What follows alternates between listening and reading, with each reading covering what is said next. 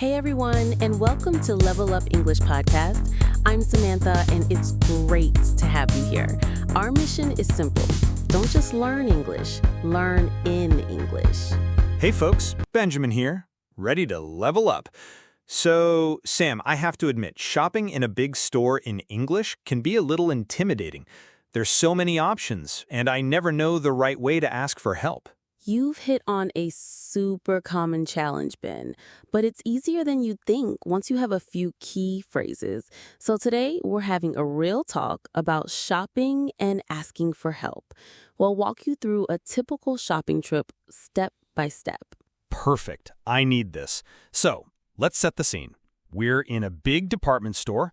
You're on a mission to find a new jacket, and I'm searching for a gift for my friend, but I have no idea what to get. A classic scenario. Okay, so we walk into the clothing section. The first thing that usually happens is a sales associate might approach us. Hi there, are you finding everything okay? Let me know if you need any help. Okay, right there, my first instinct is to feel pressured. What if I don't need help yet? I just want to look around. That's the most common situation.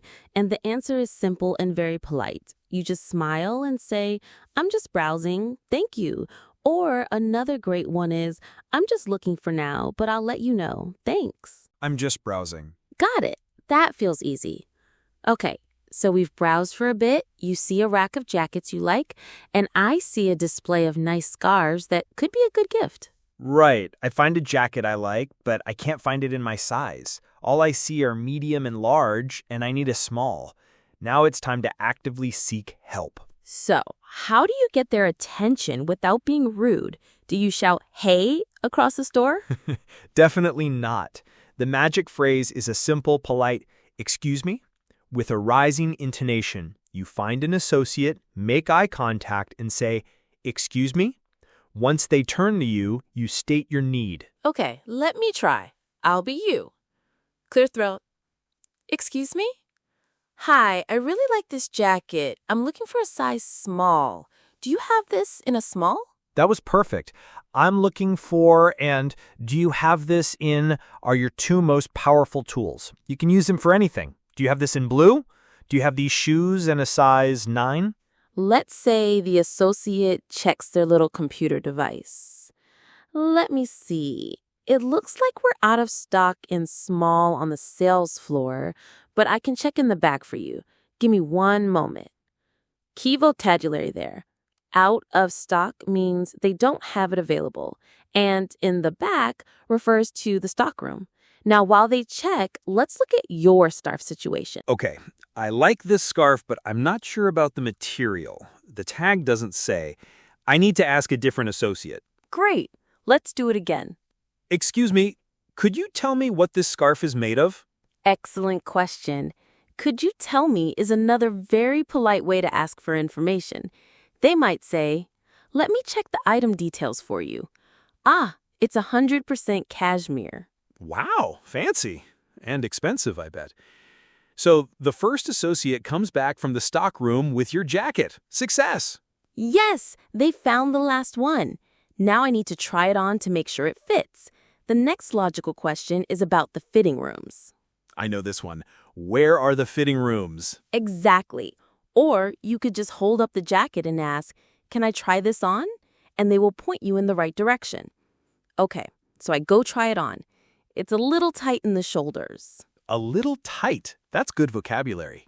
What's the opposite? A little too loose. Or you could say this jacket feels a bit snug, which is another word for tight fitting. So I need the next size up, a medium. I'll go back out and ask the associate, this one is a bit snug. Could I try this in a medium, please? This is starting to feel like a system. Get attention, state your problem, get solution. That's exactly what it is. So I get the medium, it fits perfectly, I love it. You've decided on the cashmere scarf, we're ready to check out. We go to the cash register. What about the price? Let's say the jacket is more than you wanted to spend. Is it rude to ask for a discount? In a big department store in the US or UK, you generally don't bargain. The price is fixed. However, you can and should ask about promotions. You can ask, is this item on sale, or are there any promotions running today? That's a much better way to ask. So we're at the checkout counter, ready to pay. The cashier scans our items. Your total comes to $175. Will that be cash or card? You'd simply respond, by card, please. They'll process the payment, and you're almost done. They'll ask if you want the receipt in the bag or with you. Always take the receipt. Why is the receipt so important? Because what if you get home and I decide the jacket isn't right, or your friend already has a similar scarf? You'll need the receipt to make a return. Ah, the return. That's a whole other level of communication.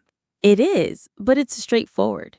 You'd go to the customer service desk with the item and the receipt and say, "Hi, I'd like to return this jacket, please." And they'll ask why? Almost always. You can give a simple reason. It doesn't fit right. Or, I've changed my mind. Or, in your case, it was a gift, but they don't need it. Based on the store's policy, they'll give you a refund back to your card. Or maybe store credit.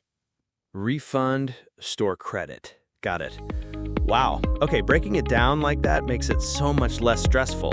It's just a series of simple, polite questions. Exactly. The key is knowing what to say and not being afraid to ask. Sales associates are there to help you.